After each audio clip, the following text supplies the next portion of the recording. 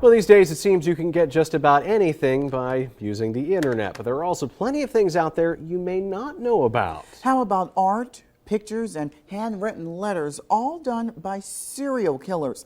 They're popular items to buy, and tonight, Tom Dempsey takes a closer look into murderabilia. Eric Gein runs a website for a living. It's not like any website, though. This one features works of art and things like poems, stories, even locks of hair from serial killers. The website is called Serial Killers Inc., and it's one of several in America today, specializing in murderabilia. Gein says ever since he started selling these items, his customer base has been growing. I think the general public has always had an interest in taboo or dark history. The general public seems to have a vast interest in these items. My customers are what has made me a success. Gein says his customer base covers just about anyone, like college students who may like a painting they see or a letter they can use for a thesis. We have psychologists who are customers. I've got a criminal law professor who buys letters to help teach his classes.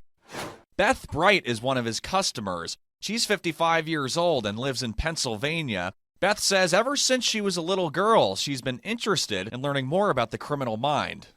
For me to be able to look at and hold and read their letters, it's an awesome thing to me as I try to gain an insight as to what went so terribly, terribly wrong in these people's lives.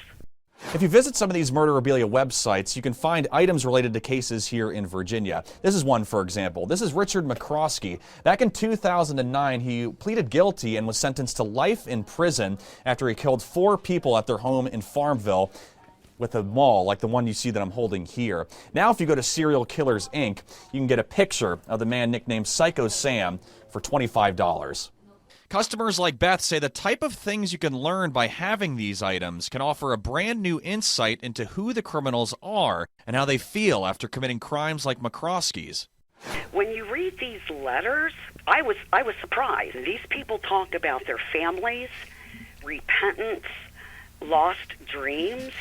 Killers who have their items sold on sites like Serial Killers Inc. can't make any money off the sales because of the Son of Sam law, which bars them from making a profit off their crimes. However, Gein says after he writes to the criminals and gets items to sell from them, he gives them a small share of what he makes. They can use that towards things like food, drinks, and hygiene products as they serve time in jail.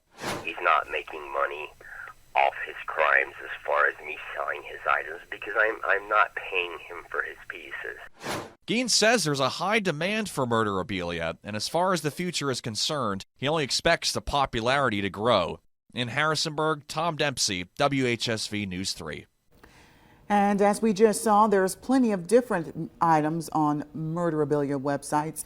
Gein says they can cost anywhere from $15 all the way up to thousands of dollars. And Gein also says any item regarding Charles Manson in particular is quick to sell.